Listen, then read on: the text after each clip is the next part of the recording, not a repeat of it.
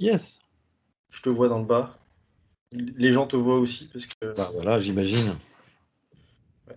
On va faire un petit monde. Ah bah, je sais pas, on me voit plus. Ça. Si, on te voit, on vous voit tous les deux, on voit votre écran, tout va bien.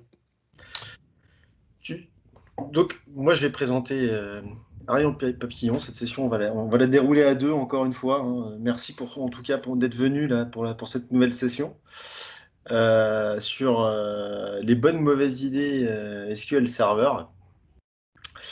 Donc, je vais dérouler cette session avec Arion Papillon qui a créé sa société en 2008, Datafly, qui est expert spécialiste sur les bases de données SQL Server et aussi décisionnel, hein, parce qu'il fait aussi du décisionnel. Il a quelques années au compteur, on va pas lui dire qu'il Ouais, vas-y. qu'il a un peu d'âge, mais il a quelques années au compteur, hein. Il a plus de 30 ans d'expérience, mais il m'a bien formé. Donc merci encore Arion avec Fred, vous m'avez tous les deux bien formé.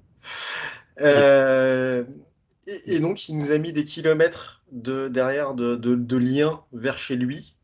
Je pense qu'à la fin, il voudra avoir un bon de commande pour que vous alliez chez lui. Non, Et- la chaîne YouTube, elle est gratuite. Et puis, il y a mes petits rapports aussi, Ah, mes rapports pour SSMS que pas mal de gens utilisent. Et puis, il y a mes quelques blogs et sites. Voilà. Mais il faut te présenter aussi, Julien. Julien, c'est pas la première session qu'on fait ensemble, non, puisqu'on en a déjà fait une, je sais plus quand c'était, hein. oui. Donc, Ce sera peut-être pas la dernière. ex-MVP, avec aussi quelques années d'expérience, hein, c'est clair. Et puis maintenant, plus MVP parce que Microsoft l'a débauché et que maintenant, donc, il va nous faire de la pub pour Microsoft. Voilà. Oui, bon, c'est une petite société, je pense que vous la connaissez tous. Et puis l'idée surtout là de cette session, c'est de parler de SQL Server, on est d'accord ou pas, Arion? Ouais, non, absolument. Absolument. Hein. Donc, on va parler des bonnes et mauvaises idées côté instance. Côté base aussi. Oui. Et puis on parlera peut-être un peu des requêtes. Ouais, pourquoi pas. Peut-être les plans de maintenance en plus. Ouais. Ah, ça, je sais que Rudy, il est fan. On va les faire sur Power BI ou pas? Non, on va éviter parce que ça va fâcher Rudy, ça. Ah Bon, oui, c'est vrai. ça va suffire, hein. Donc, pas de Power BI du tout. Alors, les bonnes mauvaises idées du quotidien, qu'est-ce que t'en penses? Rien. Bah, en fait, tous les jours et encore hier, on tombe effectivement sur des mauvaises pratiques quand on examine un peu les serveurs de base de données, SQL Server, les bases de données, avec des DBA qui sont persuadés d'avoir raison ou qui n'osent pas y toucher, etc. Donc, l'idée de cette session, c'était un peu ça, c'était de revoir certaines idées reçues qu'on rencontre chez nos clients tous les jours Ouais. et d'essayer de montrer ou d'en parler ou d'essayer de montrer effectivement ce qu'on peut effectivement modifier et améliorer et gommer des idées reçues, quoi. Parce que des idées reçues, on a beaucoup, hein, et on a pu en débriefer pas mal. Les sessions ont été assez longues pour préparer cette session. Enfin, en fait, on a beaucoup discuté avec Arion. Surtout. Oui, surtout. Mais donc, comme tu l'as dit, les DBA ont presque toujours jamais raison. Enfin, faut pas le dire. Non, Pardon. non, non, non, non. Ils sont parfois raison quand même. Oui, quand même. Quand même. Parce qu'on va avoir des problèmes. Alors, on va Yes. commencer par quelque chose que tout le monde Ouais. connaît, c'est le parallélisme. Ouais, je suis encore tombé hier sur effectivement un serveur de base de données. Non, c'était pas hier, c'était il y a quelques jours, où le parallélisme était à 1, et sans que ça se justifie en quoi que ce soit. Et le DBA, qu'est-ce qu'il me dit? Ben, il me dit, ah ouais, mais le parallélisme, ça n'a jamais bien marché. De toute manière, les requêtes en parallèle, ça prend tous les CPU, et puis bon, ça pose plein de problèmes. Donc nous, on désactive complètement le parallélisme, sinon vous avez des attentes, c'est X paquets et tout, on voit que ça marche mal, etc. Donc la question, c'est ça. T'inquiète, ça prend du temps, hein.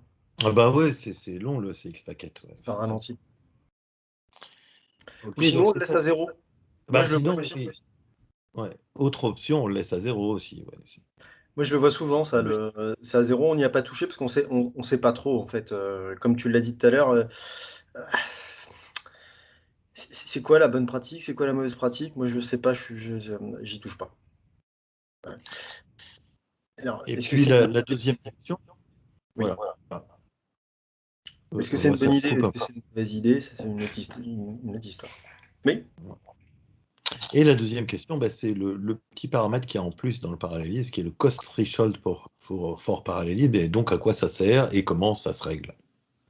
Alors ça, c'est pareil. On met quoi comme valeur? Parce que là, au départ, il me semble que c'est 5 la valeur, hein. On est bien d'accord? C'est ça? Ouais. Ouais, oui, non, mais j'en suis certain. Mais on le met à 25, on le met à 50, on le met à 100, on le change pas. Pourquoi? Eh bien, Pourquoi? on va regarder ça. Je Je crois te que tu as une propose petite une démo petite, là-dessus. ouais, je te propose une petite démo. Je te laisse Je vais prendre la main. partager mon écran. Alors, est-ce que vous voyez mon écran? Oh, bah, c'est Oui, bien, on vous voit voyez ton écran. même ma caméra. Vous voyez des trucs qui... Voilà, je le pose sur le côté. Voilà. Donc, j'ai une petite base de données. Enfin, c'est une grosse base de données. C'est la base d'AdventureWorks que j'ai un peu gonflée avec quelques millions de lignes pour qu'elle soit un peu plus... qui est sur une instance SQL Server 2019. Par défaut, SQL Server 2019, il ne nous met pas le parallélisme à 0 quand on installe, mais il nous préconfigure déjà le degré maximum de parallélisme. Bon, sur les anciennes versions, il nous mettait le max degree of parallélisme 0, ce qui veut dire tous les CPU, et le cost threshold dont on va parler aussi, il nous le positionne, et là toujours, même en 2019, à 5. Et ça peut se configurer au niveau de l'instance. Mais si on a mis beaucoup de CPU au niveau de l'instance, on peut aussi limiter au niveau d'une base, puisque ça, depuis SQL Server 2016, on peut aussi toucher à cette configuration, mais à condition que ce soit plus restrictif au niveau d'une base. Et puis on peut aussi modifier le parallélisme au niveau d'une requête, et là, quelque part, on écrase ce qu'on a configuré au niveau instance ou au niveau base, simplement en mettant une option max-dop dans la requête.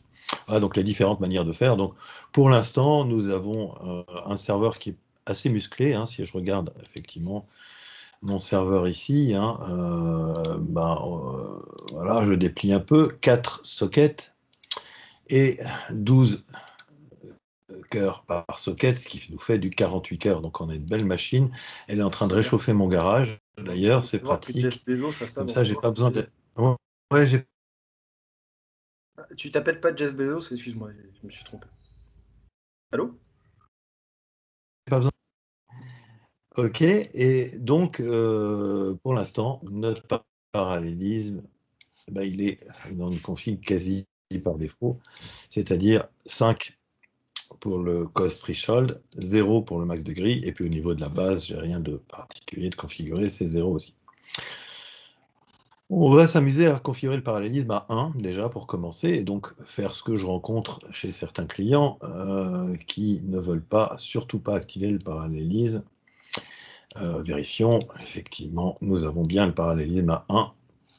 Et puis lancer quelques requêtes. Je commence par vider tous les caches pour partir de 0. Et puis j'ai une simple requête. Alors comme il y a un peu de lignes, forcément, elle est un peu gourmande.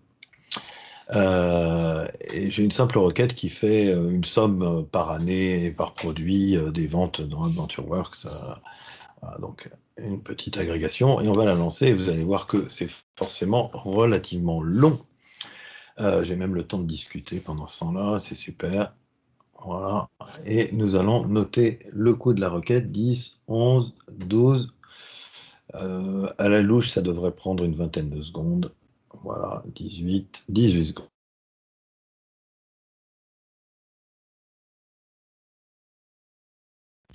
Tu lagues un peu de temps en temps à rien. Ouais. En effet, La Ariane, première déjà, c'est qu'il n'y a pas de parallélisme. il Si y a tu un veux, peu tu de peux lag couper chez toi. Ouais. ta vidéo si tu veux, rien. Il y a un souci, non, Non, peut-être vraiment, qu'en tu lagues un Normandie, peu. vous n'avez pas une bonne connexion Internet. Non, je plaisante. Mais il y a un peu de lag Ah, de temps c'est en temps. possible. T'es Il y passé a par un la peu DSL? de lag. Non, je suis passé en 4G, là. Justement pour avoir un peu de débit montant, mais bon, c'est bon. Sinon, je me déconnecterai, je me reconnecterai De temps en temps, un en petit ADSL pour ça voir. laisse faire d'aller. Non, c'est bon. Non, ça va. Je Ouais. vais peut-être couper Sinon, ma coupe ta vidéo. vidéo, c'est peut-être Voilà, ça. coupe ta vidéo. Coupe la vidéo. Ouais. Il faut que je coupe ma vidéo, si je trouve où c'est. Ça doit être quelque part. Non, c'est pas là. C'est Ouais, là. Enfin, c'est c'est pas toujours intuitif. compliqué. Non, je trouve pas où est le bouton pour couper la C'est en vidéo, c'est haut à sympa. côté de quitter. Ah ouais, Le troisième bouton à gauche. Le troisième bouton à gauche, mais je ne le vois pas ce À côté de bouton, quitter. mais il est où ce bouton? Ah, ici, pouf. Voilà. Ok, ça ira peut-être mieux. Alors, oui, petite remarque, il n'y a pas de parallélisme, parce que sinon, vous allez le voir tout à l'heure, vous avez des logos qui sont différents et qui montrent que différents composants s'exécutent avec du parallélisme. Bon, forcément, puisqu'on l'a désactivé.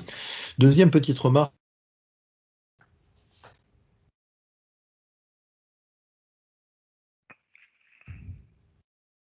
Non, je crois qu'il est figé.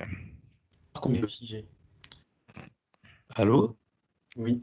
Oui, on t'a perdu encore une seconde, mais moi je te vois toujours, hein, ta vidéo. Ouais, t'as pas coupé la vidéo. Ouais. Non. En fait, il y a trois j'ai fenêtres pourtant- qui s'ouvrent dans Teams, c'est un peu bizarre, il Oui. faut que tu trouves la bonne fenêtre. Là, c'est coupé. Eh ben, normalement, elle avait coupé ma vidéo là. Ouais, c'est bon. Et tu vois mon écran toujours ou pas? Oui, c'est bon, parfait. Tu peux y aller. Ok. Et donc ici, simplement, le fait que ça s'est alloué un tout petit peu trop de mémoire, si je relançais cette requête une deuxième fois, vu qu'on est SQL Server 2019, eh ben, il ferait effectivement une adaptation de la mémoire à la deuxième exécution. Ce qui est intéressant dans ce plan d'exécution, si je sélectionne le select ici, hein, c'est que effectivement, Alors moi, je vois ici, plus l'écran. j'ai...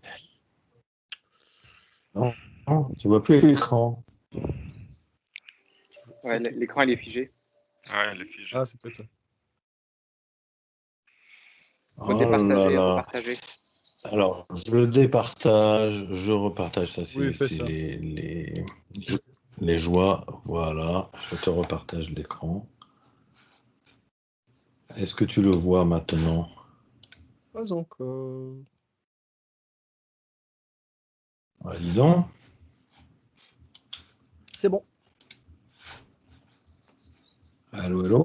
On C'est voit ton bon? écran. Bah, dis donc, ouais, il y a un peu de lag, effectivement. Ouais, ce que je voulais montrer, c'était ce petit truc ici, là. Je sais pas si tu le vois. Ouais, j'ai fait un petit coup de zoom it, là. 375, le coût de la sous-arborescence. Tu le vois? Non, on le voit pas, on est figé. En tout cas, moi, je suis figé Ah oui, ça vient très lentement. Ouais, on le voit maintenant, 375. Il y a un Bon, décalage. je changerai de connexion. Je changerai de connexion. Ouais. Ouais, Je ouais. changerai de connexion après les démos, on essaiera autre chose. Ok, donc simplement montrer le coût de la sous-arborescence ici qui est de 375. Autrement dit, c'est le coût estimé de la requête. D'accord. Je vais, mon écran, ça va peut-être revenir, on espère. Je vais vider de nouveau mes caches. Et puis, je vais lancer cette même requête, mais avec un max-dop à 12. Vous vous souvenez que ça prenait 18 secondes. Ok. Avec mon max-dop à 12, je lance ma requête. Et ben, elle va prendre nettement moins. Elle va prendre 6 secondes. Donc, on a déjà divisé par 3 le temps d'exécution. Et là, nous avons maintenant un plan d'exécution en parallèle, avec du parallélisme un petit peu partout. Donc on a un Donc, peu on de voit lag, sur mais on va finir par le voir. Voilà, c'est bon. Tu vas finir par le voir. Ouais, c'est bon. On a un peu des images par image. Ouais, ouais, bon, bah, C'est une vraie je BD. changerai de connexion tout à l'heure. Ouais. Ouais, non, mais c'est vrai que j'ai vraiment du lag et on comprend, on arrive à suivre. Moi, je l'ai aussi, puisque de temps en temps, ça coupe. Alors, ok, si tu arrives à suivre, c'est bon. Donc maintenant, si je configure ce threshold, si je voulais que cette requête-là, qui a un coût estimé de 375, s'exécute sans parallélisme, ben, il faudrait que je monte le cost threshold à 376, donc au-dessus de 375. Et donc là, effectivement, si je monte le cost threshold, d'accord, j'ai beau dire que je suis en max-dop 12, et que donc je veux utiliser mes 12 CPU, là je vais juste regarder le plan d'exécution estimé, ça va suffire. Là, j'ai plus de parallélisme. Ok, donc voilà à quoi sert le cost threshold. Alors par défaut, il est à 5, ce qui veut dire que c'est quand même extrêmement bas. La bonne pratique, ça serait de toute manière de l'augmenter un petit peu. Déjà pour éviter que des toutes petites requêtes qui ont un coût de 5 puissent être parallélisées, qui ont un coût au-dessus de 5. Hein, donc l'idée, c'est de le monter à 30, à 40, à 50, bon, certains disent 50, pour que uniquement des requêtes un petit peu coûteuses soient parallélisées. Donc vous voyez que ça se règle déjà, ça c'est la première chose. Moi, j'aurais tendance à dire, ça dépend. Oui, Ça dépend du contexte, ça dépend de ce qui est fait.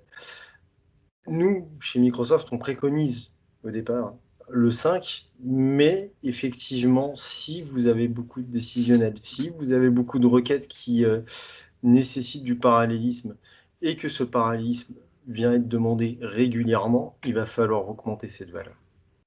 D'ailleurs, c'est ce qu'on met dans la doc. Hein. Ouais. On met de l'augmenter en fonction de l'utilisation. Ok, alors je vais juste changer un petit truc, c'est que je vais passer mon parallélisme à 6 au niveau de l'instance.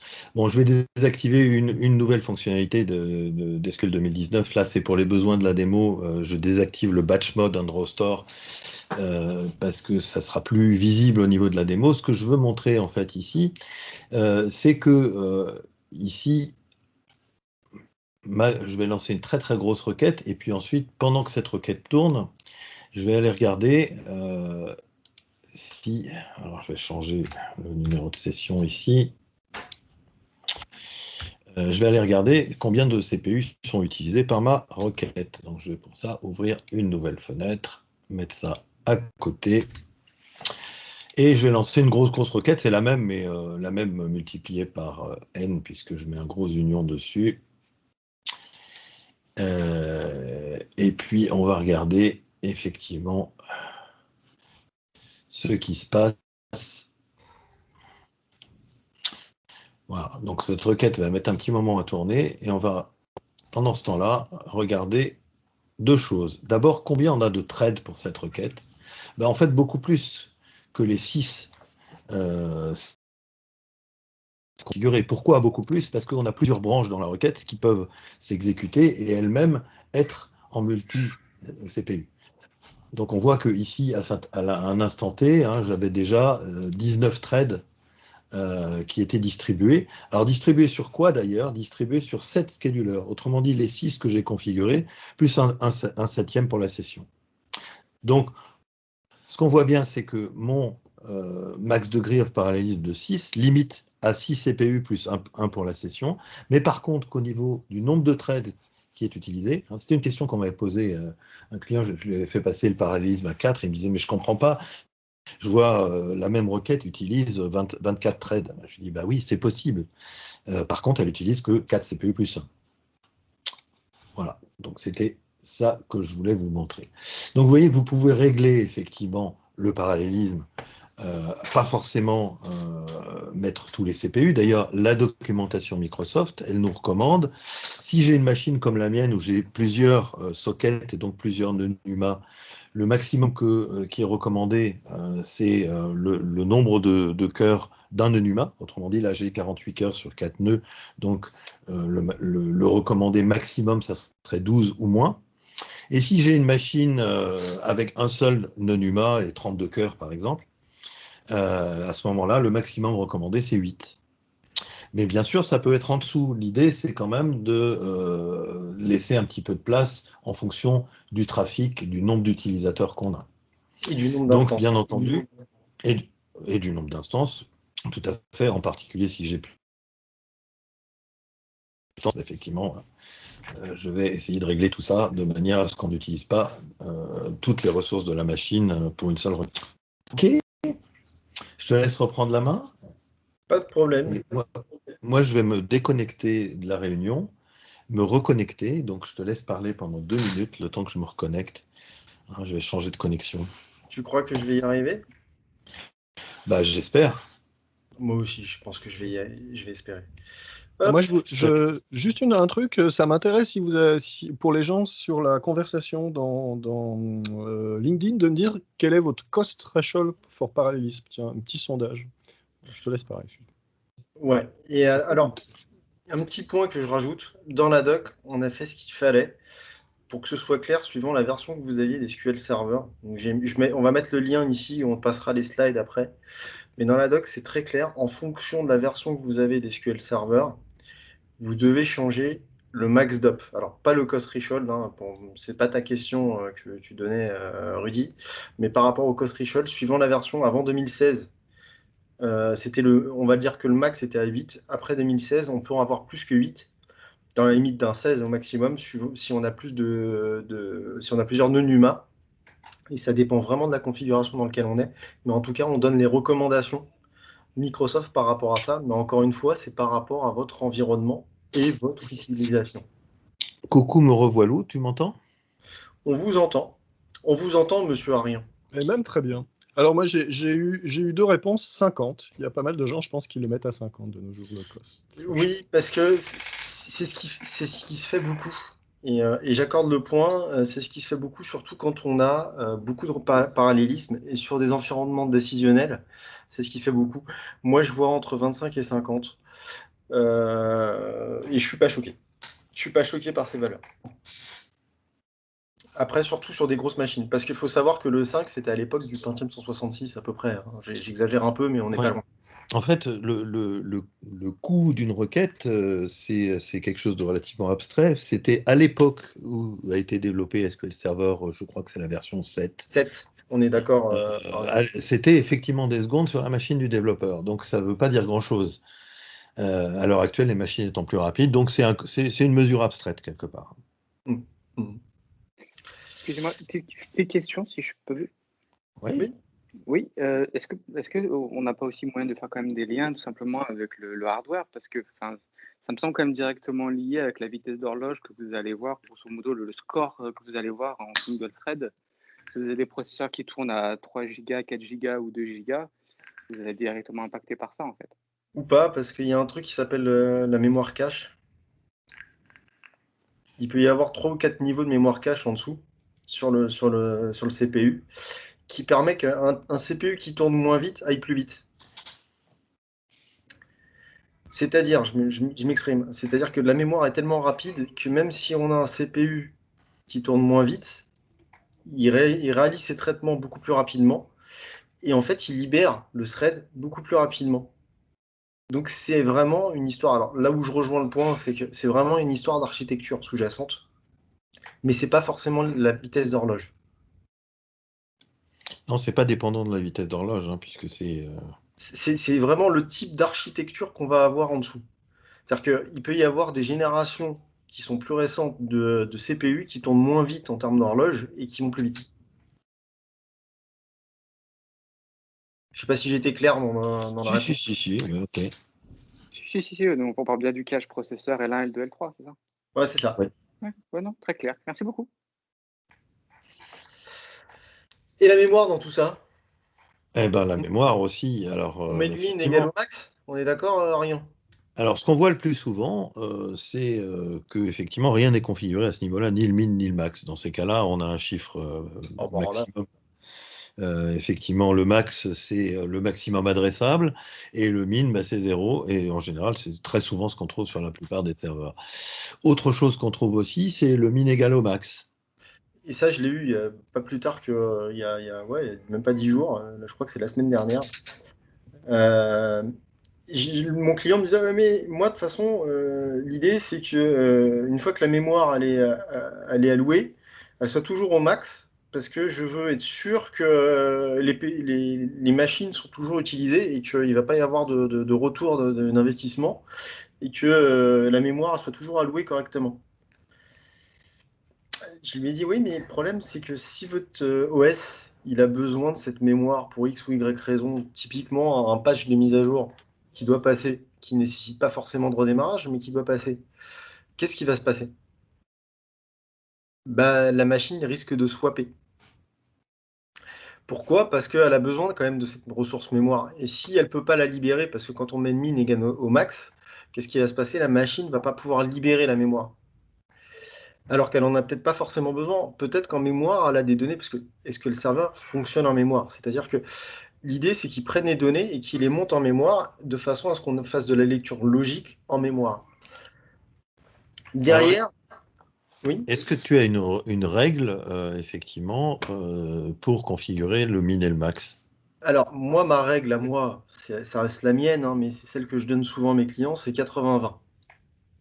Si on n'a qu'une seule instance et qu'on n'a rien d'autre d'installé sur SQL Server.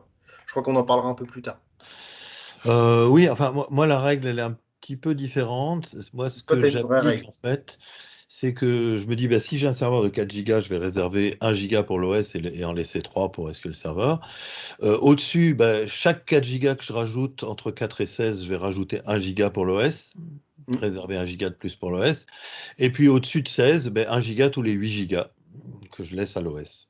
Donc je fais ce calcul-là, et puis donc ça, c'est pour un serveur dédié et c'est confortable. Oui, mais on a vu un petit peu ensemble, quand on fait ces calculs-là, on se rapproche pas trop On est loin des on est à 80-20. peu près, on est à peu près dans ces clous-là. Ouais. Ouais, voilà. C'est pour ça que je dis, on le fait simplement, 80-20, on est pas mal. Maintenant, encore une fois, on est d'accord, en rien, c'est dans le cas où on n'a qu'une seule machine. Et l'idée, c'est de pas faire swapper la machine, de garder, d'utiliser la mémoire à chaque coup. Ok, le lock patch in memory aussi qu'on voit parfois activé, parfois non. Alors ça peut être... on a beaucoup discuté tous les deux. Oui, et beaucoup de gens en discutent d'ailleurs. Si vous regardez dans les forums, effectivement, Ouais. le lock patch in memory, c'est quelque chose de très discuté et très discutable d'ailleurs. Voilà, c'est ce que j'allais te dire, c'est que moi j'ai des collègues qui sont à fond, il faut le mettre, c'est une préco, c'est reconnu, c'est comme ça. Toi comme moi, on a vu des cas où quand c'était activé, des fois ça pouvait avoir du mal à rendre la mémoire, et donc ça Absolument. pouvait avoir un effet contraire à ce qu'on voulait. Oui, en fait, ça n'utilise pas la même API pour s'allouer de la mémoire. Et du coup, effectivement, en cas de stress mémoire, le problème du lock page in memory, c'est que vous pouvez vous retrouver avec un serveur qui est quasiment bloqué si vous voulez vous y connecter, parce qu'il a effectivement des difficultés pour rendre cette mémoire. Donc, traditionnellement, sur un serveur dédié, on ne devrait pas, à mon avis, activer le lock page in memory. Il n'y en a pas besoin puisqu'il n'y a pas de pagination et il n'y a a priori pas besoin d'activer cette option. Et surtout si le serveur est taillé comme il faut, Tout à fait. par rapport aux usages. Maintenant, dans les cas où le serveur n'est pas forcément taillé, ça peut avoir un intérêt, mais c'est des cas atypiques, on va dire. Ok, on continue. Ok. Alors, et le backup restore? Ah, le backup restore. Alors, la compression du backup en particulier. Oui. Je vais te montrer un petit truc si maintenant ça veut bien fonctionner normalement avec le backup Vas-y, je te laisse restore. reprendre le point. Ouais, ok. Alors, j'espère que ça s'affiche un peu mieux que tout à l'heure. Ça va mieux. Enfin, ça va, là. Ça va mieux. Juste est-ce que, alors c'est forcément plus petit quand c'est compressé, ok, on gagne de la place, mais maintenant est-ce qu'on gagne de la performance sur notre backup? Donc on va faire différentes expériences. Je vais faire un backup avec sans compression d'abord, d'une base qui fait quelques gigas mais qui n'est pas énorme. Alors ça va prendre effectivement un certain nombre de secondes. Alors tout ça c'est sur un disque tout à fait classique, un disque mécanique SATA de base de stockage. Donc, mon backup, il a pris 15 secondes. Hein. Enfin, non, précisément 12 secondes. OK?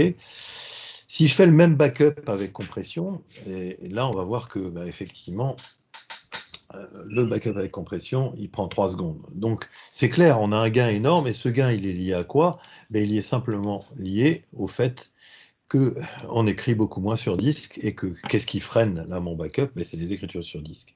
Maintenant, ça dépend, parce que si je fais ce même backup sans compression sur un disque hyper rapide, là j'ai des disques NVMe, SSD en RAID, etc. J'ai des disques de luxe. Le même backup, vous allez voir que d'ailleurs, il s'exécute nettement plus vite. Là, il a pris 1,5 secondes à s'exécuter sans compression. Et si je mets la compression, il va mettre le double.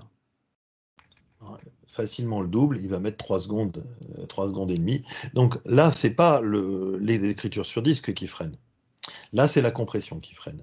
Donc, c'est vrai que ça se mesure. Bon, si j'ai des disques de luxe, effectivement, je veux peut-être aussi économiser de la place. Donc, dans la plupart des cas, donc, le backup avec compression se justifie dans 90% des cas. OK? Super. Je te laisse continuer.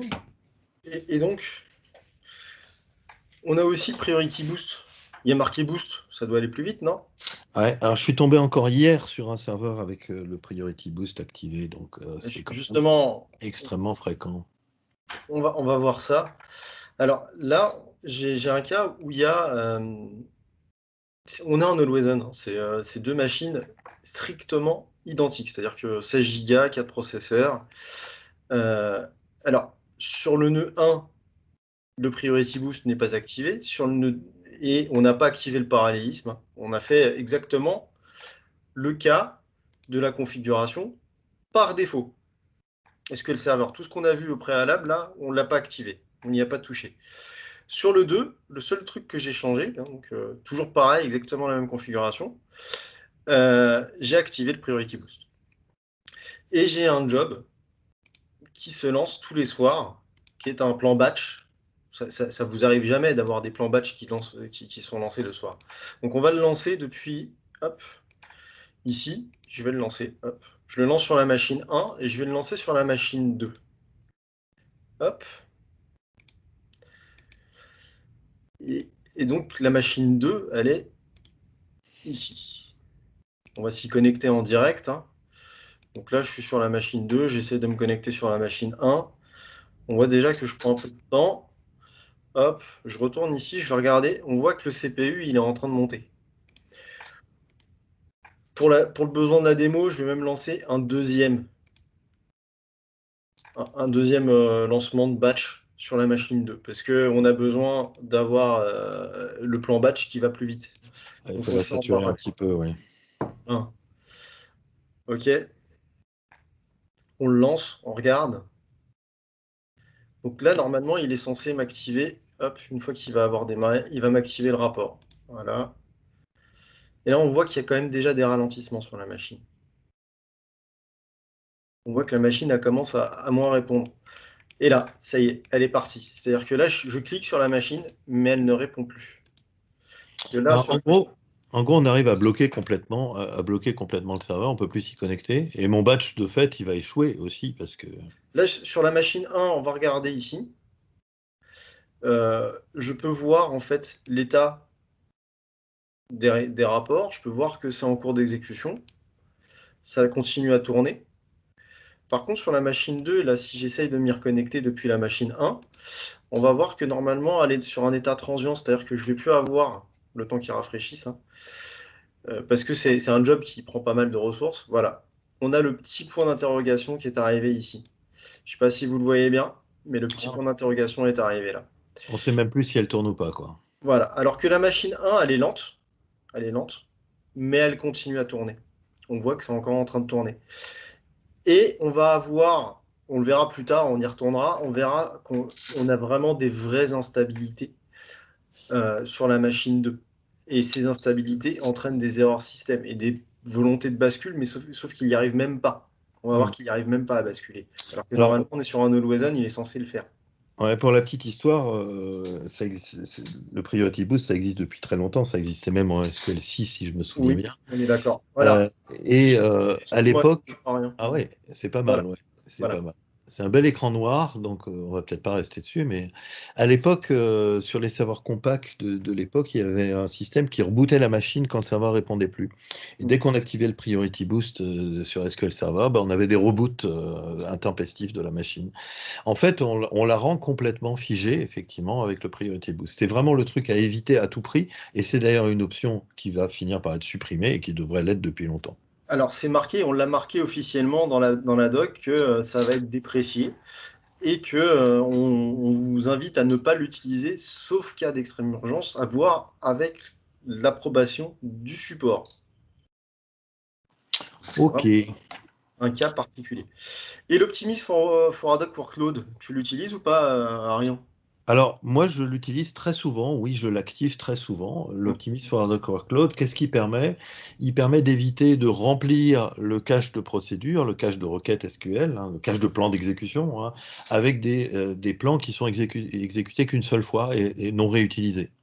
En fait, il ne stocke le plan d'exécution compilé qu'à la deuxième exécution. La première exécution, il stocke juste le hash du plan d'exécution pour le reconnaître, mais il ne stocke pas le plan.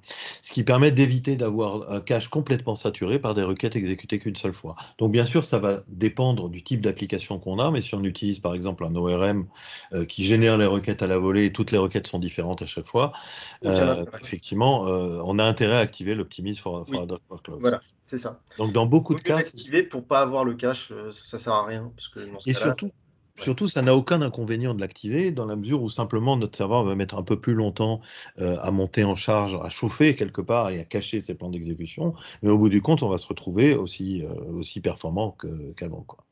Et donc on évite de prendre de la ressource pour rien. Absolument. Okay. Très bien. Et TempDB, alors on le met sur un seul fichier, on le divise, il y a une histoire avec le nombre de CPU. C'est pareil. Là-dessus, on a des bonnes pratiques qu'on va mettre. C'est suivant le nombre de CPU, normalement, vous splittez TempDB. Alors, on a voulu vous faire une démo là-dessus. On s'est cassé la tête avec Arian dessus, pas mal. C'est compliqué à montrer sur un petit laps de temps. Ouais. Mais lorsqu'on initialise bien TempDB, l'idée, c'est de vraiment initialiser vraiment à la même taille. Pourquoi ? Parce que quand on initialise TempDB à la même taille et qu'on a splitté suivant le nombre de CPU, on va faire de la répartition de charge. Et TempDB, il ne faut pas oublier quelque chose, c'est que c'est la base qui est mutualisée pour toutes les bases. On l'a une fois pour tout le monde. Et donc, si on a beaucoup de requêtes qui font du spool, et donc qui vont sur TempDB, qui nécessitent d'aller sur TempDB, et bah ça va solliciter TempDB. Et il faut qu'on ait exactement la même initialisation. Pourquoi ? Parce que c'est comme si on était sur un entrepôt. Sur l'entrepôt, on a des quêtes déchargement qui sont de tailles différentes. Par défaut, on va vouloir aller décharger sur l'entrepôt qui est le plus grand. Même si les autres sont plus petits, qu'on peut aller décharger dessus, qu'on a la bonne taille de camion, par défaut, SQL Server va décharger automatiquement sur celui qui est plus grand. Donc, il faut initialiser à la même taille. Et pour pouvoir faire cette répartition, il faut s'assurer aussi qu'on va grossir de la même taille pour éviter que derrière, il y en a un qui devienne plus grand que les autres. Et donc, on a un quête de déchargement qui devienne plus grand. Ça, c'est le premier point. Et l'autre point qui va nous faire gagner du temps, c'est que sur les grosses volumétries, on va pouvoir utiliser l'ensemble des CPU pour pouvoir splitter l'information et pour rassembler l'information. Tu voulais rajouter quelque chose, Arian ? Non, tout à fait. Donc la norme, c'est quoi ? C'est effectivement normalement un fichier par CPU sans dépasser 8. Voilà, sans dépasser 8. On va rester sur un max de 8. Alors, il peut y avoir des cas, par exemple, quand on est sur plusieurs nœuds NUMA, où on peut l'augmenter, mais ça reste sporadique. Et c'est surtout qu'il va falloir avoir une taille de grossissement qui est en adéquation avec notre utilisation. Pas faire trop grossir non plus, mais pas trop petit non plus. Il faut vraiment rester là-dessus. Et il ne faut pas oublier que les pages font 8 kilooctets, donc il faut rester sur un multiple de 8. Ok. Alors, toujours une mauvaise idée, on va rentrer dans les bases. Est-ce qu'il faut récupérer tout l'espace qui est inutilisé ? Moi, j'ai entendu parler qu'il fallait faire des shrinks à tout va. Oui, alors c'est ce qu'on voit très très souvent et chez énormément de clients, je rencontre ça, des shrinks systématiques, dès qu'on réindexe on shrink, dès que tous les soirs on shrink, etc. Donc, c'est génial, non ? Ouais, c'est super. Ce que je voulais, c'était te montrer justement, je vais reprendre la main, et te montrer un petit peu ce que ça provoque effectivement de faire des shrinks. Je sais pas, tu vois mon écran ? On voit ton écran. Ouais. J'ai une base de données qui s'appelle Storage Test, comme son nom l'indique, et j'ai créé effectivement 2 tables sur cette base de données. Ces 2 tables, elles ont été remplies alternativement, c'est-à-dire qu'en fait les données sont entrecroisées, puis ensuite j'ai supprimé une des 2 tables. Ce qui veut dire que maintenant j'ai une base de données à trous. Puisque j'ai effectivement enlevé des pages, enlevé des extensions au milieu, puisque les 2 tables étaient très imbriquées. Pour l'instant, effectivement, j'ai fait que ça, j'ai fait que supprimer. Donc j'ai des trous, mais on n'est pas fragmenté. Mes index, j'ai de ma grosse table, il n'y a pas de fragmentation.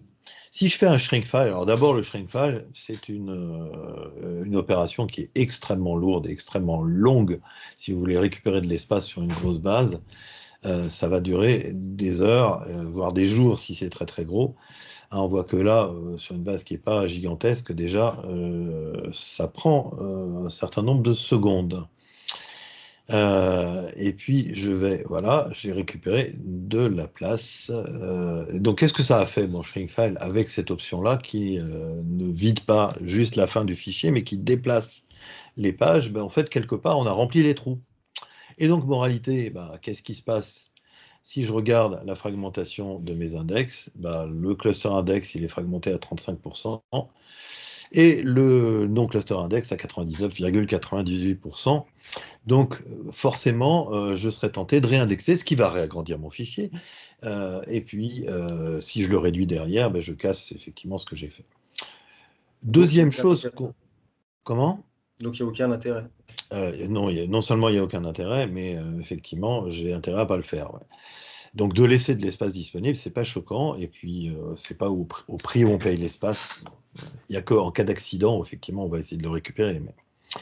Deuxième chose qu'on voit très souvent, c'est effectivement le journal de transaction. Je vais supprimer ma table et je vais vider mon journal de transaction. Je fais une sauvegarde vers nul, ce qui, quelque part, me permet de ne pas récupérer cette sauvegarde. Et je vais faire un Shrinkfile. Alors, je vais être obligé de lancer plusieurs fois l'opération, voilà, pour me retrouver avec un log, un journal de transaction qui a sa plus simple expression.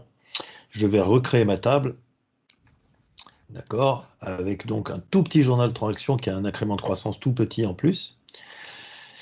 Et puis, je vais faire un insert à partir d'une autre base pour voir le temps que ça prend de faire cet insert de 2 millions de lignes dans ma table. Donc, ça va prendre un petit peu de temps. Alors, le temps, en fait, qui est consommé ici, c'est principalement pour faire grossir le log, parce qu'à chaque fois qu'il a besoin d'un peu de place dans le journal de transaction pour continuer d'exécuter sa transaction, ça prend du temps, il arrête la requête, il fait grossir le journal, et puis il continue, et puis il fait grossir le journal, et puis il continue, etc. Donc, vous voyez que c'est carrément long, on est à 22 secondes, 23 secondes, ouais, c'est sympa. Voilà. On est à 28 secondes. D'accord? Je vais faire la même chose, je vais resupprimer ma table. Je vais revider mon log, donc ça là c'est pareil, même opération, et je vais le faire plusieurs fois pour, voilà, encore une fois, pour être sûr d'avoir un log, voilà, minimum. Mais par contre, la différence, c'est que je vais redimensionner mon log à 600 mégas. C'est la place dont j'ai besoin pour effectuer ma transaction. Ok, donc voilà, je le fais une fois pour toutes, et ce qui fait qu'il n'aura pas besoin de grossir quand je vais alimenter ma table. Vous vous souvenez de mes 28 secondes de tout à l'heure. Je vais refaire exactement le même insert et on va voir combien de temps il prend avec un journal correctement dimensionné. Je le lance. On était à 28 secondes et cette fois-ci, nous sommes à 3 secondes. OK, intérêt de shrinker le log, surtout de perdre des performances. On est très clair, c'est QFD. OK. Et on fait la même chose, on met de l'autoclose, l'auto-update statistique. Ah ouais, super. L'autoclose aussi, ça c'est génial parce que quelque part, ça va vider le cache de procédure pour la base de données à chaque fois qu'il n'y a plus d'utilisateurs connectés. Et puis ça va fermer les fichiers, fermer la base de données. Donc en réalité, quand on s'y reconnecte, ça va rouvrir la base de données et en plus avec un cache de plan d'exécution qui est vide. Donc c'est vrai que l'autoclose, c'est à proscrire absolument. Non mais en plus, moi je l'ai vu chez des clients qui utilisent Always. Julien, tu as de l'écho. Ah. De l'écho, de l'écho, de l'écho, de l'écho. J'ai de l'écho. Vous m'entendez mieux là? Ah, toujours. Il y a toujours de l'écho? Ah, les joies de Teams. Ça va mieux là? Ah, c'est bien. J'ai coupé, je me suis mis en mute et je suis revenu. Donc je disais, l'autoclose, moi j'ai eu un cas où j'ai eu le client qui avait essayé de le mettre sur une base Always On. Comment expliquer que c'est un petit peu comme si on sciait la branche sur laquelle on était assis, parce que Always On, il a besoin de créer des threads pour pouvoir recopier les données d'un nœud à l'autre. Et donc le thread doit toujours être actif, et si on met un autoclose, il va fermer le thread qui est en train de recopier, et donc 3 petits points de suspension. Ouais. L'auto-create statistique. Alors, auto-update statistique, auto-create statistique, il faut une bonne raison pour le désactiver. Effectivement, il peut y avoir certains cas où on veut gérer ces statistiques manuellement. Ceci dit, ce qui serait mieux d'ailleurs, c'est de le faire au niveau de la table elle-même, parce que parfois c'est une table critique pour laquelle effectivement l'auto-update statistique n'est pas la meilleure solution, ça peut arriver. Moi, ce que je fais systématiquement, c'est de laisser un auto-update statistique sur la base et éventuellement, pour certaines tables critiques, de désactiver l'actualisation automatique des statistiques au niveau de la table elle-même. Et là, par contre, de reconstruire mes statistiques avec un update statistique with full scan en dehors. Hein, il y avait une session sur les statistiques ce matin, donc si vous l'avez suivi, vous avez dû voir pas mal de détails là-dessus. Complètement. Voilà. Et c'est super important. Et c'est vraiment super important. Moi, j'ai eu des clients qui ne l'activaient pas. Quand on a mis en place les statistiques, ça a dégradé complètement les perfs. Mais en dehors de ça, ils ont besoin de ces statistiques pour avoir des meilleurs perfs. Donc, c'est paradoxal. Maintenant, l'outil est quand même plutôt bien fait dans SQL Server. Donc, par défaut, on vous conseillerait plutôt de le mettre en place. D'accord, Arian? Oui, je suis d'accord. Au niveau des bases, on met le recovery model à simple, c'est mieux, non? Oui, c'est bien, simple, ouais, c'est bien. Bon, là, ça dépend de la base de données, bien entendu. La question, c'est de savoir effectivement si vous faites des sauvegardes de journal ou si vous revenez juste à la dernière sauvegarde. Bon, donc là, je dirais c'est de l'administration basique quelque part. Hein. Et puis, ça dépend de l'utilisation. Par exemple, si on est en always-on ou sur, si on est en always-on ou si on utilise du log shipping, des choses comme ça, on est obligé d'être en full. C'est mandatory. Mais c'est obligatoire. Mais si on est sur un cas de production qui nécessite justement on doit revenir sur 10 minutes ou 5 minutes d'information, je t'accorde le point qu'il va falloir sans doute se mettre en full parce que des backups de log coûteront moins de temps que de faire des backups réguliers de la base. Donc pour info, il vous reste 30 secondes. Non, je plaisante, 13 minutes. Ouais. On va en 30 secondes, on met le compatibility level à 2008 et après vous passez dans Azure. Voilà, c'est ça. Bon, là, la question, c'est effectivement, si on a une nouvelle version, pourquoi effectivement garder ces bases avec un compatibility level? Bon, il peut y avoir des cas de figure où c'est nécessaire, mais ils sont relativement rares en fait. Hein. Dans la plupart des cas, effectivement, on peut mettre le niveau de compatibilité à la version la plus récente. La plus récente. Moi, j'ai eu des cas de clients qui n'étaient pas forcément contents parce que le Cardinality Level, le Cardinality Estimator, pardon, a changé en 2014 et ils ont constaté des dégradations de performance dès qu'ils essaient de changer le Compatibility Level après 2012. Donc 2014, 2016, 2019, 2017, 2019. Le truc, c'est que souvent, on est d'accord, Arian, on a constaté que c'était des soucis qui étaient liés à la modélisation qui était sous-jacente ou à des problématiques de requêtes qui n'étaient pas forcément optimisées. Dans tous les cas, il y a moyen de changer ça. Maintenant, pourquoi on a laissé ce compatibility level surtout compatible jusqu'en 2008? C'est parce que on est au courant de ça. On sait qu'il peut y avoir des dégradations de performance. Alors, c'est pas des vraies dégradations de performance. Faut pas l'appeler dégradation. C'est pas mauvais. C'est parce que on va plus loin, on est plus fin en termes d'estimation de cardinalité. Et David l'a bien expliqué ce matin. Et à cause de ça, grâce à ça, entre guillemets, et ben derrière, le comportement a changé pour être beaucoup plus fin. Et il faut le prendre en compte et éventuellement changer ces requêtes-là. Donc, il faut travailler. Et c'est pour ça que ça existe encore. Pour avoir le temps de retravailler ça et pouvoir migrer. Voilà. Ah, le noloc. Comme on n'a pas beaucoup de temps, je pense que je vais passer direct à la démo sur le noloc. Vas-y. Alors, ça serait bien, tiens, de faire un petit sondage. Qui est-ce qui met du noloc partout dans ses bases de données? Qui est-ce qui utilise du noloc? Très bien, vous pouvez le faire sur la conversation. J'ai essayé de mettre Forms pour faire des sondages dans le meeting, j'y arrive pas. Donc, continuez dans la conversation, dans le chat LinkedIn. Alors, on va s'amuser un peu avec le noloc. Hein. J'ai une petite base qui s'appelle noloc test, comme son nom l'indique. Je vais créer toujours ma table de personnes là, et je vais lui insérer 2 millions de lignes. D'accord? Et puis, on va lancer alors, mes 2 millions de lignes. Voilà, c'est inséré. Je vais lancer une requête qui compte le nombre de clients, la somme du montant, puisqu'il y a une colonne montant, hein, avec Noloc. Et puis en même temps, ça va faire une recherche des personnes, compter le nombre de personnes qui sont serbo-croates, parce qu'elles ont dans leur nom YSZK, c'est sûrement des serbo-croates. Et je vais lancer cette requête 100 fois. Tu veux encore avoir des D'accord. problèmes.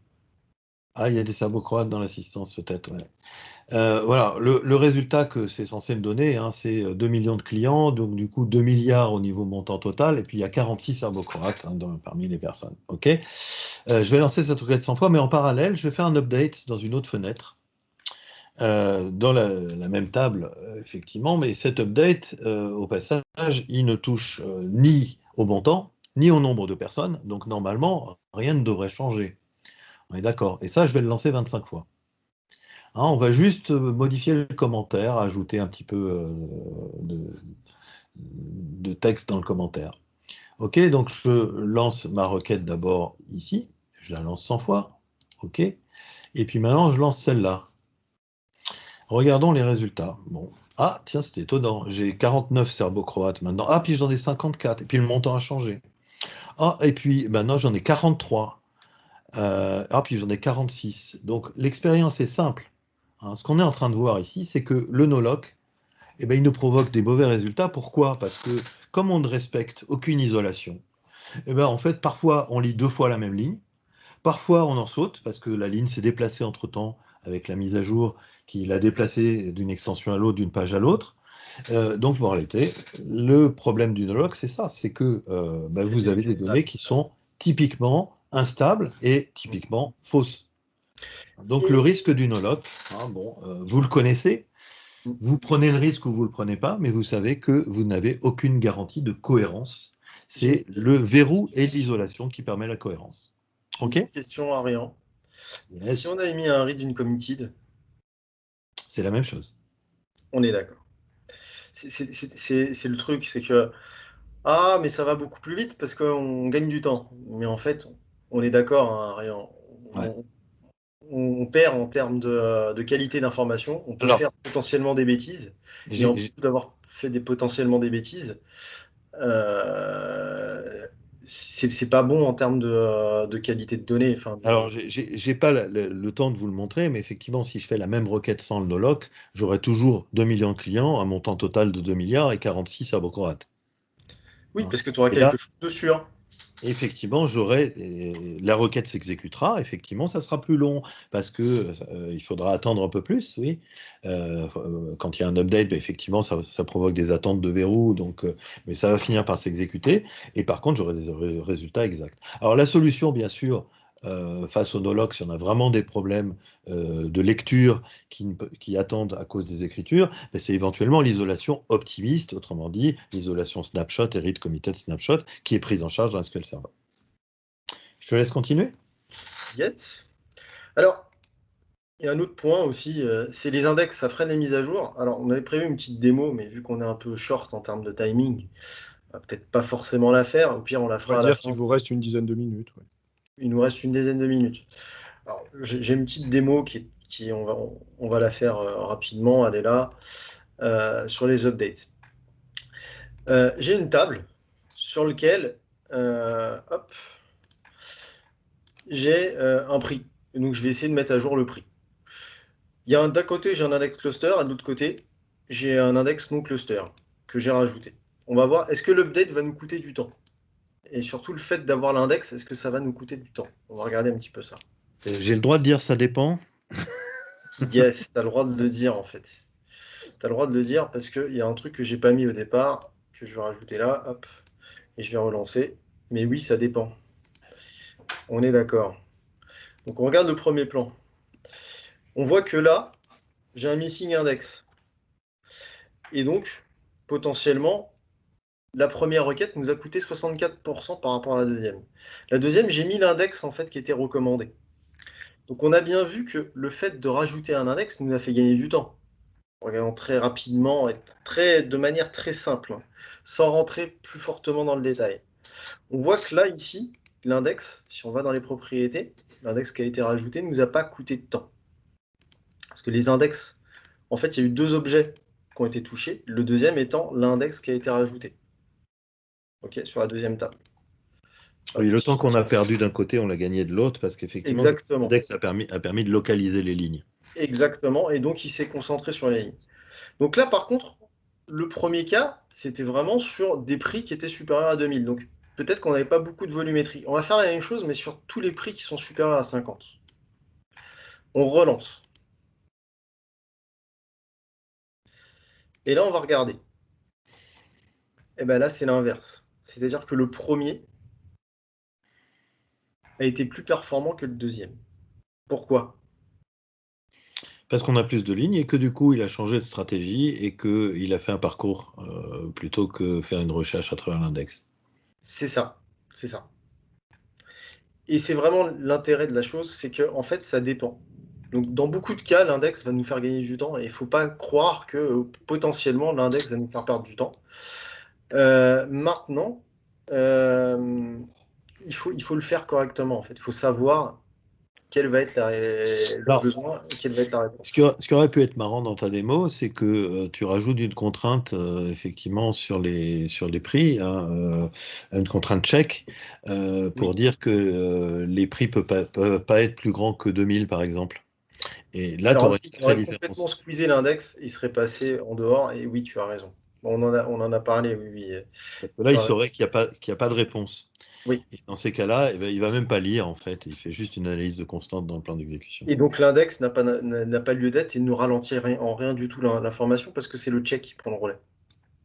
Absolument. Donc, c'est ça le truc, c'est que les index, pourquoi pas? En fait, il n'y a aucun. J'ai pas vraiment de sujet. Ça peut ralentir, effectivement, mais dans ce cas-là, il faut que vous constatiez pourquoi ça ralentit et comment ça ralentit. Alors, juste, j'ai vu que tu avais un super plan de maintenance, là. Tu peux nous le montrer, là Ah oui, tu l'as vu, hein, Ouais, que la musique. Ah ouais, ça, c'est du plan de maintenance. Alors ça, c'est aussi un truc que je trouve partout. Moi, je déteste les plans de maintenance de Management Studio, là, qui sont basés sur du SSIS d'ailleurs. Ouais. Je déteste ça parce que déjà, on ne peut pas les déployer à l'identique sur plusieurs serveurs, etc.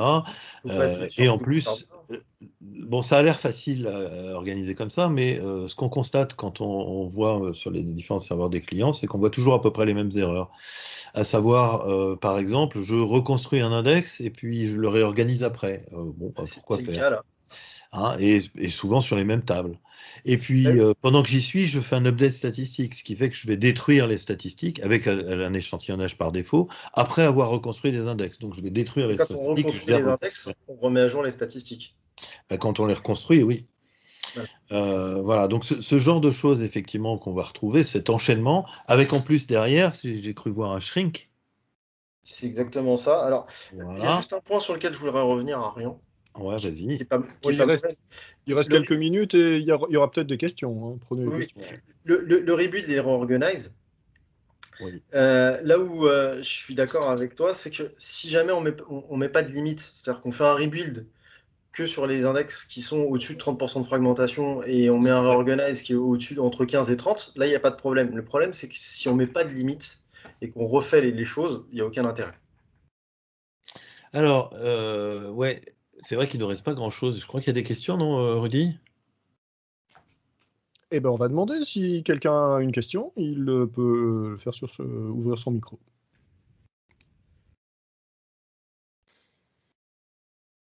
Ouais, il y a 2-3 slides qu'on n'a pas montré, mais vu qu'il est 28, allez-y, alors. On les termine. Moi, il y en a une que je voudrais montrer, c'est surtout celle-là. Parce qu'il y a une fausse bonne idée, entre guillemets, c'est on installe tout sur la même machine. Est-ce que Integration Services, Analysis Services, Reporting Services, etc. Alors, souvent, on n'a pas le choix parce qu'il y a une problématique de licence avec Microsoft. C'est que théoriquement, il faudrait, si j'installe ça sur plusieurs serveurs, il faudrait que j'ai plusieurs licences. Donc ça, c'est la réponse qui est généralement donnée, mais malgré tout, ce n'est pas forcément une bonne idée. L'idéal, effectivement, c'est une bonne idée. Voilà, on est en phase, Arian, parce que, par exemple, Analysis Services va bloquer les ressources. Et donc, on peut avoir un problème par rapport à ça.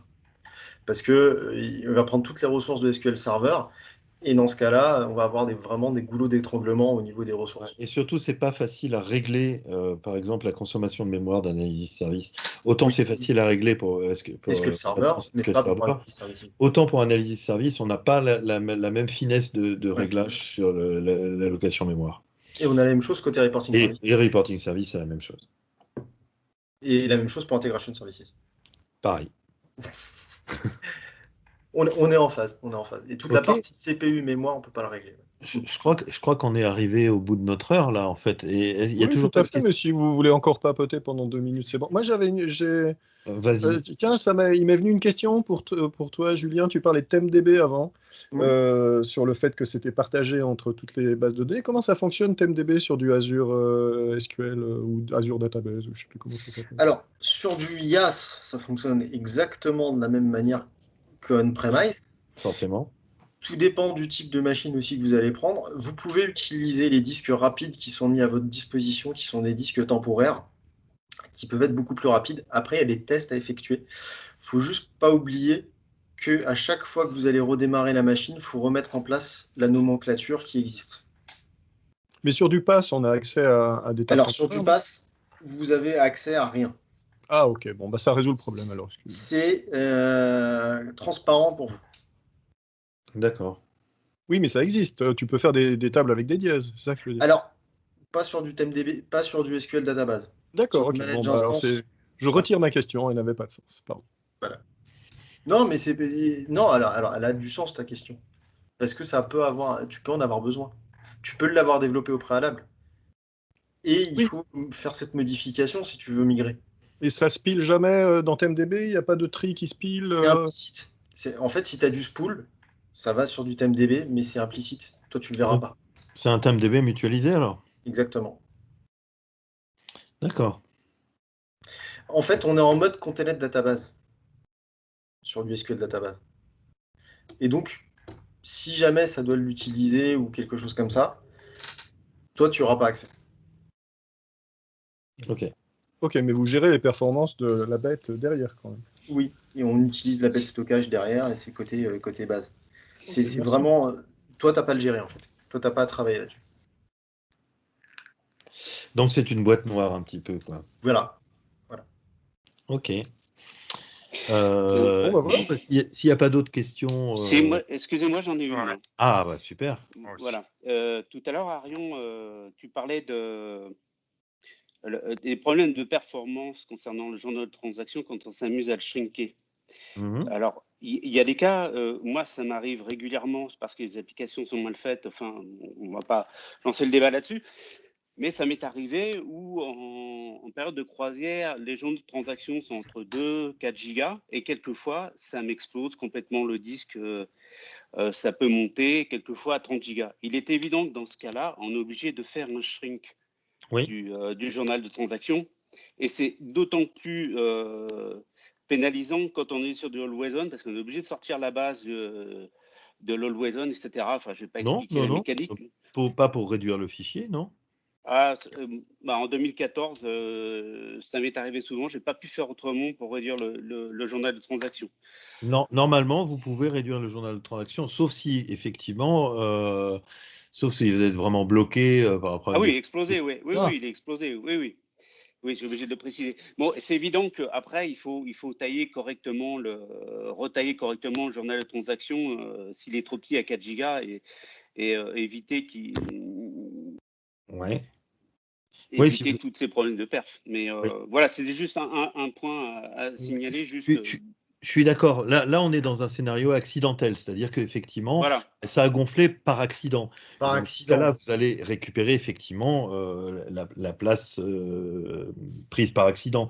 Mais la règle, c'est quoi? C'est de le prédimensionner suffisamment largement pour le trafic de tous les jours. Si on a besoin de 20 gigas, il faut lui mettre 20 gigas et pas essayer de récupérer, de le repasser à 2 gigas pour qu'il regonfle à 20 gigas le lendemain. C'est ça l'idée.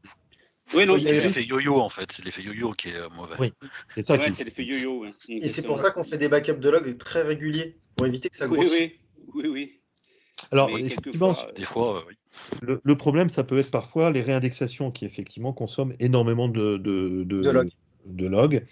D'ailleurs, sur les jobs de Ola Allen Green, là, qui sont les jobs que beaucoup de monde utilise, moi je les ai modifiés d'ailleurs pour aller tester à chaque rebuild d'index quelle est l'occupation du journal de transaction, et à ce moment-là déclencher un backup log entre-temps, entre deux réindexations, pour éviter de saturer complètement mon journal. Ouais, c'est ce que je fais pareil. Ouais. Voilà, bon, c'est-à-dire le job, il est relativement facilement modifiable. Hein. Moi, je rajoute des paramètres, j'ai un job un peu customisé, où quelque part, il relance effectivement un backup, un job de backup. D'ailleurs, tu en as parlé au Ola de ça. J'en ai parlé à Ola Allen Green d'ailleurs, mais il fait pas, il l'a pas mis en place. Donc il y a Eric qui a une question, non? Bah, c'était celle-ci, non. Voilà, ouais. Mais qu'est-ce que je veux dire? Il y a un job, je ne sais pas si tout le monde connaît, mais SQL Tiger, qui a été fait par, je ne sais plus son prénom, qui s'appelle Lopez, qui calcule la fragmentation, et qui est quelqu'un de chez Microsoft. Et justement, je crois me souvenir qu'il calcule la taille du journal avant de lancer pour relancer un backup log. Ouais. Oui, c'est le même principe. Ouais. Oui. D'ailleurs, il y a moyen aussi d'utiliser le Smart Backup au niveau des logs. En fait, suivant l'utilisation, suivant la taille des logs, à partir de 2017, on peut le faire, ça. En fait, en fonction de la taille des logs de transactions, on lance le backup. Mais c'est sur Azure, ça? Non, tu peux le faire à partir de SQL Server 2017. Tu peux savoir la taille des logs. Oui, mais ton backup, tu l'envoies sur Azure, normalement, non? Non. Ah oui, le Smart Backup, ouais. Ouais. Smart Backup, tiens. Ouais. Oui, personne n'utilise ça, mais bon, c'est vrai que ça existe. Eh bien oui, mais ça existe, et c'est fait pour ça. Ça manque un peu dans l'interface graphique aussi, je trouve, mais bon. Oh, il va encore se plaindre, celui-là. C'est ça. C'est ça. Ok. D'autres questions? Là, il reste 9 minutes avant la session je ne sais pas si vous voulez prendre une petite pause. Rudy, si je peux poser une petite question. Oui, vas-y. Bien sûr. J'ai une question par rapport à la cohabitation SSRS, SSAS avec le serveur SQL et le licensing. Récemment, j'ai installé le nouveau Power BI Report Server qui va soi-disant remplacer SSRS. Mais je me suis dit qu'il va forcément consommer des ressources, donc je choisis un autre serveur à côté où je l'ai installé. Et du coup, si j'ai bien compris tout à l'heure, si on installe sur les deux serveurs séparés, le serveur de reporting et le serveur SQL, des contrats de licence que vous avez. Nous avons une entreprise, Edition Enterprise avec Software Assurance, quoi. Voilà, c'est ça. Si vous avez une entreprise avec une software assurance, ça dépend aussi après des contrats de licence que vous avez chez nous. Parce que dans certains contrats de licence, en fait, vous devez payer à chaque machine installée. Dans certains autres contrats de licence que vous avez pu signer, en fait, vous allez payer par rapport à un nombre de cœurs que vous allez prendre, et après, vous pouvez mettre un nombre de services. Donc, ça dépend vraiment de ce qui a été signé chez vous. On paye par nombre de cœurs. Ouais, sur le licensing, sur le document de licensing normal, alors on ne parle pas de Power BI Report Server parce que c'est vrai que c'est un petit peu à part. On parle en tout cas de n'importe quel composant comme SSIS, SSAS ou SSRS. Normalement, il profite de la même licence que le serveur SQL. Donc dès que vous le mettez ailleurs, normalement, c'est une licence. En tout cas, sur le document officiel de Microsoft. Mais on est en phase. Ça, c'est la partie qu'on donne en niveau doc officiel. Après, moi, je l'ai vu plein de fois chez les clients. Ça dépend de ce qui a été négocié et ce qui a été fait avec les revendeurs. C'est pour ça qu'on ne peut pas s'engager à 100%. C'est du cas par cas. Disons que si effectivement on respecte le licensing guide, effectivement, c'est mal foutu. C'est mal foutu. Yes. Ok. On va se rapprocher plutôt de voir au plus près notre contrat. Normalement, vous avez un revendeur qui doit vous revendre les licences. Et suivant le contrat que vous avez eu, vous pouvez l'installer.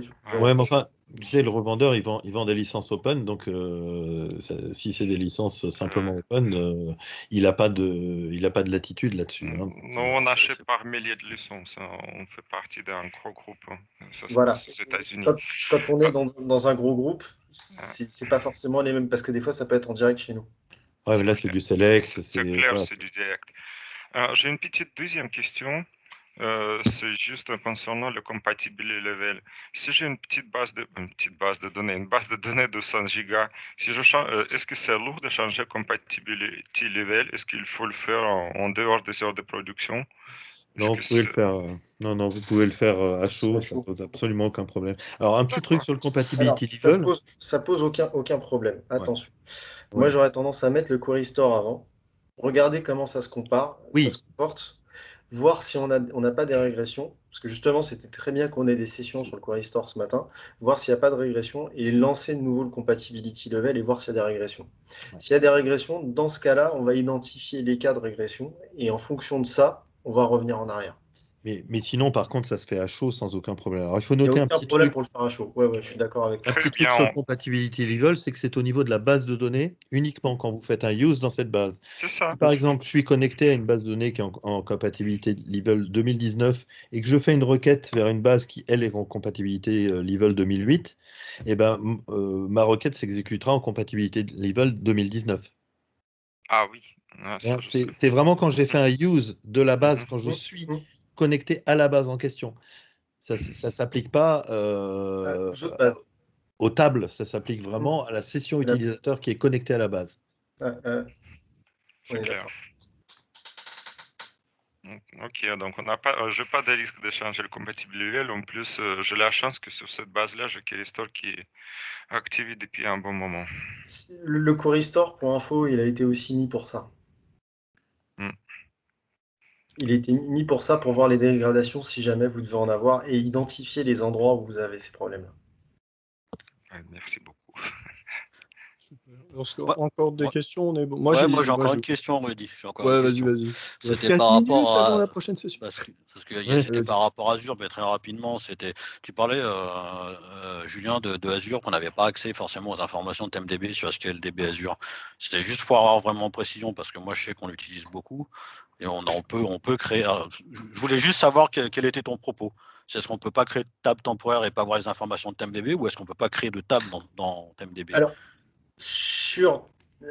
ça dépend du niveau de service qu'on prend en fait. Si on prend un manage instance, on va pouvoir le faire. Là, c'est pas pareil. Oui. Voilà. Moi, j'ai un Azure SQLDB et pourtant, je peux créer des tables temporaires et je peux voir les informations de TMDB. Ça, c'est disponible. Oui, mais par contre, derrière, c'est pas toi qui vas le gérer. Ah non, c'est pas nous, mais par contre, je peux voir le nombre de fichiers qui est alloué à mon serveur. Parce que nous, on utilise du serverless en mode scalable et je vois en fait le nombre de fichiers qui évolue, par exemple. Après, ça dépend du niveau. Il respecte forcément la bonne pratique avec un fichier par CPU, mais je veux dire, l'information, on l'a. Oui, tu vas l'avoir, mais après, tu peux pas du tout le contrôler, tu peux pas aller plus loin. C'est managé, donc ça, c'est clair qu'on le gère pas, mais par contre, c'est vrai qu'on peut... Mais voilà, c'était juste pour avoir une précision sur ce que tu appelais pas accès à TMDB. Parce que, du coup, merci David, parce que c'était l'objet de ma question, c'était effectivement... et si tout à coup TMDB est saturé, comment vous faites derrière? Mais on n'a plus le temps. Là, il est voilà. Je ne veux pas polluer le truc, c'était juste pour avoir la précision, voilà. Mais si TMDB sature, Rudy, tu peux pas faire grand-chose. Oui, c'est ça, mais je peux pas faire grand-chose de toute façon, puisque je suis sur Azure SQLDB et que c'est managé. C'est pas toi qui le gères. Ok. Ouais, tout à fait. D'autres questions? Alors, je vous cache pas qu'il reste 2 minutes avant la session suivante. Même pas. Une dernière sur TMDB. Dans la doc Microsoft, il est indiqué, par rapport, je voudrais rebondir à ce qu'a dit Julien tout à l'heure, ou Ariane, je ne sais plus lequel des deux. Je vous laisse, je vais dans l'autre session. Ça va très vite, ça va aller très vite. Le max, c'était de le mettre à 8 fichiers. Oui. Dans la doc, il est marqué que il est indiqué que si on a des problèmes de contention avec la TMDB, on peut faire des multiples d'ajouts par 4. C'est pour ça qu'en fait, Ariane avait dit 8, mais moi, comme j'ai dit, on peut des fois, dans certains cas, augmenter en fait en fonction de l'architecture et du nombre et du split nécessaire. Qu'est-ce qui va se passer quand on va augmenter en fait ce split? On peut augmenter les performances si on a le nombre de CPU qui va en face, parce qu'on va diviser le nombre de fichiers. Comme j'ai expliqué tout à l'heure, mais c'est vraiment des cas atypiques. On peut aussi générer des problèmes si on a trop de fichiers. Exactement. En particulier des problèmes de latch, liés au parallélisme. Des disques qui vont bien, qui suivent, et après l'utilisation CPU qui va bien et qui suit. Donc c'est vraiment du cas par cas. Oui, c'est surtout ça qui m'intéressait de savoir, avoir votre retour par rapport au latch, etc. Parce que c'est J'ai bien eu des cas d'augmenter, sur mais très très grosses machines avec 1 Tera de RAM, avec je sais plus combien de CPU, je les compte même plus, où on a splitté en 24 parce que ça nous faisait gagner du temps. On l'a d'accord. constaté, on a fait un benchmark. Ouais, Bon. alors, effectivement, dans certains cas, il faut aussi voir ça aussi en fonction du max dop et du parallélisme. Et on était sur un cas de data warehouse, le max dop avait été augmenté et compagnie pour être taillé par rapport à cette machine-là. D'accord. Très bien. Merci en tout cas. Splitter les prochaine fichiers question. log, ça sert à rien. Pardon? Les logs? On Non, parle c'est un de fichier splitter des TMDB. transactionnel. Ouais, donc ça sert à rien. Un seul fichier, deux fichiers, par exemple, ça n'augmentera pas de perf. Hein. Non, ça n'augmente Au pas les contraire. perfs parce qu'en fait, il remplit le premier, il remplit le suivant derrière. Donc, Ouais, au Ouais. contraire. Au contraire, Ok. parce que quand il a besoin après d'aller rechercher dans les logs, il est obligé de récupérer, en fait, de merger les fichiers. Ouais. Non, j'avais déjà la réponse, je voulais juste avoir la confirmation. Ouais, merci beaucoup. Bon, ben, on va aller dans l'autre conf. Merci bah beaucoup. oui, hein, on va aller Ouais, je viens de faire les l'aller-retour. autres. Hein. Et ben, il va bientôt commencer. Je vous remercie beaucoup à tous. Hein, et puis, On arrive. Ben, merci ouais, à super. tous. Merci. Merci.